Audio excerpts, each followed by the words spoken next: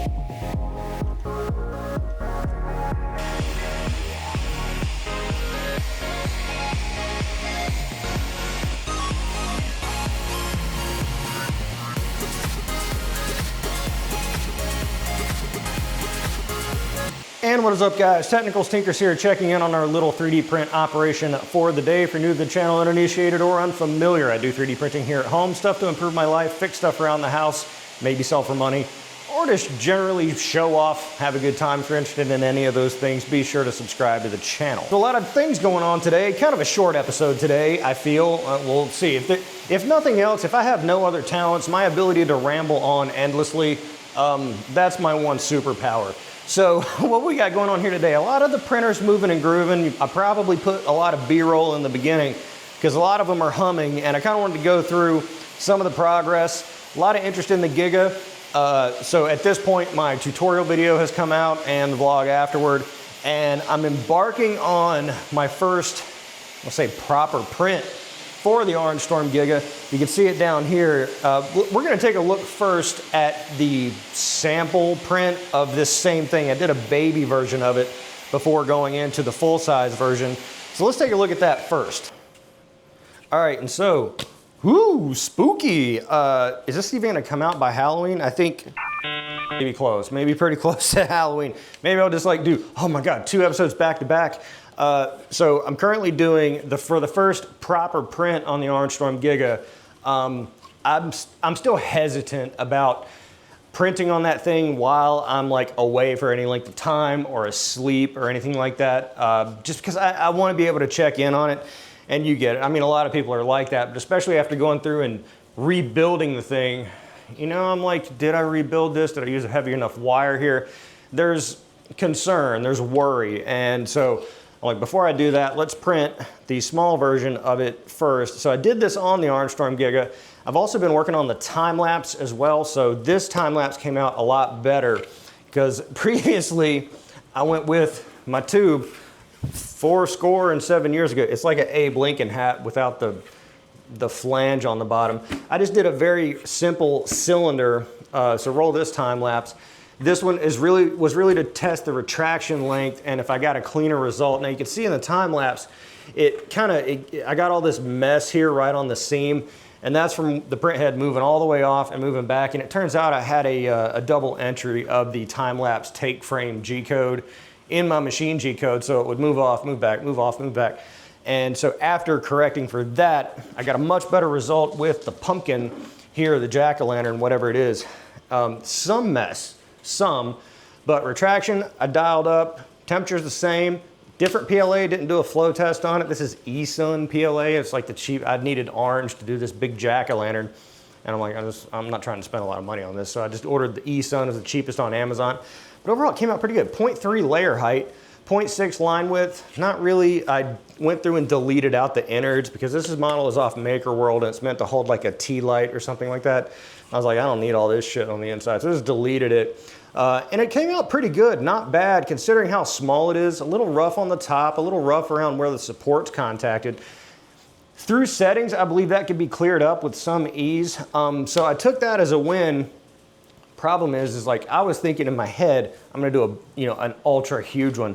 It's gonna be like a 4-day print, even with like low wall loops and things like that. I'm like, that's just way too long. So kind of, compromise between the two. The one that's on there now is a day and 4 hours, so about 26 hours. And I think the speed could be dialed up quite a bit by doing some stuff in the settings, but I wanted to stay a little bit conservative. I started it pretty much right when I woke up, just so I could watch the majority of the print today. And then it should finish sometime while I'm asleep. And I'll be able to tell by then, like, you know, it's gonna make it, because it's really like this overhang here that was the most suspect. My Z offset is still off. Going to explore the touch, I forget what it's called, LTX Designs in the Discord has been, you know, kind of helping me. Not really, I haven't been listening to them enough. But there's something you can do with the beacon to have it probe before every print just the area that's going to be printing on, and it does a touch. And so you can get your Z offset with precision. And so I really need to explore that because my Z offset's a little screwy. I had to watch on the big one the whole first and second layer just to make sure it wasn't going to, you know, rip it off the bed. But overall, this came out pretty good. So we're doing the bigger version now. My plan being is to probably do a short, release it around Halloween, put a flashlight up in the bottom and my little smoke machine out here so his eyes, like, you know, have lit smoke coming out, like, oh, spooky Halloween, something a lot of people care about or whatever. So over here on the A1, we've got parts going for itself, and over here on the A1 Mini, also parts going for itself. And over on the Flash Forge, let's head back into the garage and see what I got going on there. Here on the Flash Forge 85M Pro, I usually call it my Pet G machine because I usually have my Pet G loaded up over here, but it's kind of become my engineering material machine because I don't have the FL Sun, the S1 or T1 or any of those. And it's my only enclosed machine. Yeah, it is. I mean, my P1P over here, this is the voxel enclosure, so it's kind of sort of enclosed, but this is an actual enclosed machine, filtration, heated chamber. I go on and on about how much I like Flash Forge. Link in the description below if you want to grab one of these. I got the 85X down there. I haven't really been using it that much. 85M Pro though, if I need something in ABS, ASA, PET G, any of those kind of things, I just throw it on here, just automatic. Not the biggest build plate, but it usually works. Over here you can see I've got TPU going on there and it's soaking wet. I took it right out of the pack. It's a fresh deck. It's a fresh pack of cigarettes. Then I just threw it on there. Speed way down, temperature is correct, and I'm just like, let's just go for it because everyone's like, you gotta dry this, you gotta dry that. Now I know TPU, a lot of these engineering grade filaments, you really do have to dry them. But this, the only other roll I had been sitting out in ambience, and I'm like, that stuff is sopping wet. So I cracked open a fresh deck, threw it in there, and so far, look, there's a blob right there. I see a little blob kind of on the surface, sort of. But overall, it doesn't look too bad. These are like little feet that go on the A1. So we're gonna look at that. So let's go look at the A1. So these little feet are gonna go on the outside of the A1. And just kind of shuffled it over here. This is my main time-lapse rig. And you can see I did make some changes too. I took the AMS light, took it off that stupid stand thing that I had, and I made editing mat, put the Tinkercad up. I made it to where it mounted to my slat wall, and this is kind of the benefit of having my office completely done in slat wall. You know, maybe you haven't, new to the channel, you didn't see it when I renoed the office, but my whole office is done in slat, and so it's, you know, these slits here, and that gives me like a unique opportunity to basically 3D print anything with a slat, you know, receptacle on it. That way I can be like ultra modular and just put shelves, brackets for stuff, brackets for, you know, other stuff, hold my broom, any number of things that you want to put on your wall, but you don't want to make that commitment to it. Also, like for my time-lapse rig, like I've got these, you know, booms that hold lights and cameras and whatever. And so I just, you know, made like a little plate with the slat wall, you know, thing on it, and put holes in it to where the boom mounts to it. And so that way I can keep it, you know, modular. And so I did the exact same thing with this AMS light holder, just downloaded a model off MakerWorld and then attached the slat thing to it. And now my AMS light attaches to the wall, brings that up. I could put the A1 over here kind of in the corner. I'm gonna put those feet underneath it. They're TPU. Did a cable chain in the back, gonna do some other cable chains, just trying to clean it up a little bit, just for, you know, better time lapsing. Oh, this other thing too. And this is a boring 3D print, and can you tell the exuberance that I get over boring 3D prints? I know there's some people out there that vibe with me on the boring 3D prints, and you're like, I've seen a million of those, but look at this. Been with me for a while, you know that these black panels that go between the table legs are 3D printed. I did these on the Bluestorm Giga. I've got them basically everywhere. It's just to close up the gaps and give like a cleaner aesthetic. And I've had this one over here in the corner forever, and it's always been kind of janky. When it printed, it kind of warped a little bit. So I 3D printed hinges. I know, right? These are the things that excite you. So these hinges, model off Maker World, super cool design. These nesting gear type hinges, and it's just got like a common link in the middle, and they just kind of roll with each other. They're a print in place model. You know, no assembly, it just prints like this. And so drilled some holes in cabinet and then in this thing. And now when I need to get back here and access like electrics to connect time-lapsing type stuff, you know, all the ugly can be concealed back there. And I need some kind of like thing to hold this closed. But, you know, it just cleans up the look. And, you know, the alternative to that was me going to Lowe's and finding zinc metal hinges, or, you know, some kind of hinge that's black and then mounting it to there. Or, you know, I could just 3D print this for 20 cents and just go for it. These I printed super heavy just because I kind of wanted to see and test. I think the model, the guy that designed it, said that when he printed it, like 4 wall loops, they each held 250 pounds or something ridiculous. I believe it. They're very stout. So overkill, but I thought, you know, let's try it out. Super cool, boring print. Those are the things that are most interesting to me, I know. Just kind of cleaning up this area over here, tighten it up, and you know, the aesthetic and the cleanliness is kind of important to me, because like right now I consider this to be like an 8 out of 10 messy.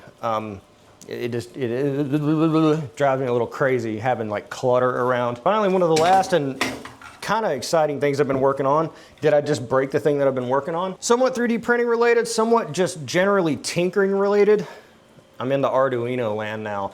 Not quite. So I bought this, it's already programmed and already, obviously the guy made it and silk screen stuff on the board and everything like that.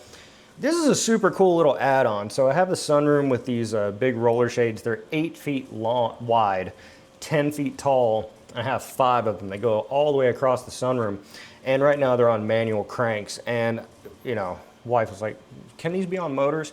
I'm like, sure, probably. So you get a quote and to motorize them all. They're not gonna motorize them. They want to install their own version. And it's like more than some dollars to have that kind of thing done. So I'm like, let's see if I can do it myself. So I found a kit to convert it. It's got this enormous stepper motor on it with this metal bracket that fits into the precise brand. They're Coolaroo shades, which is a kind of a cool name, Coolaroo. So basically you buy this, and this is like a $50 sort of little kit. It comes with the 2 brackets, the stepper motor, and the bare wires. And that's all you get for the 50. And then you pay like 120 bucks for the controller. But this controls up to 6 shades. So I got 1 controller and 1 kit, thinking like, okay, I want to analyze this thing. I want to kind of like inspect it to see like, you know, can I do this myself? Because I know I can buy stepper motors for less. The metal brackets though, you could do something like PCB way or whatever, but ultimately I kind of came to the conclusion like for 50 bucks, yeah, it's probably worth just buying it for 50 bucks, because these are kind of, you know, they're made for exactly what I'm doing. So I'll probably just buy more, but you know, that's kind of a tinkering thing. You know, if I gone down that path, I certainly would have shown it. But I think it's important too to say like, well, you know, if you're a hammer, everything looks like a nail. Not everything needs to be you know, tinkered and customized and DIY'd, so to speak. And I think it's kind of important to limit myself. And you know, maybe that's food for thought for you. I don't know. I can't tell you how to live your life. But you know, for 50 bucks, you know, you could go through and get these parts off PCBWay and maybe pay, I don't know, at the cheapest $10, $15. I can't imagine you could get, you know, a couple brackets like this for less, even if you're buying multiples. And then the stepper motor, how much is this stepper motor, this enormous stepper motor? 20 out the door at least, I would think, at least. So you're kind of like getting close. Why not just buy the kits and it's already ready to go for you? Another thing too, like with the Arduino, like yeah, you could go and get yourself an education on Arduinos and programming, but he's already got like the face plate here, the little LCD lights up, it's programmed. with the torque values and everything, you know, going in knowing. And so it's like, you know, this is a tinkering project potentially, but then it's like, it just makes sense to just buy the parts off the shelf and do it that way. So that's exactly what I'm gonna do. I'm gonna do one of them, and I need an enclosure for this.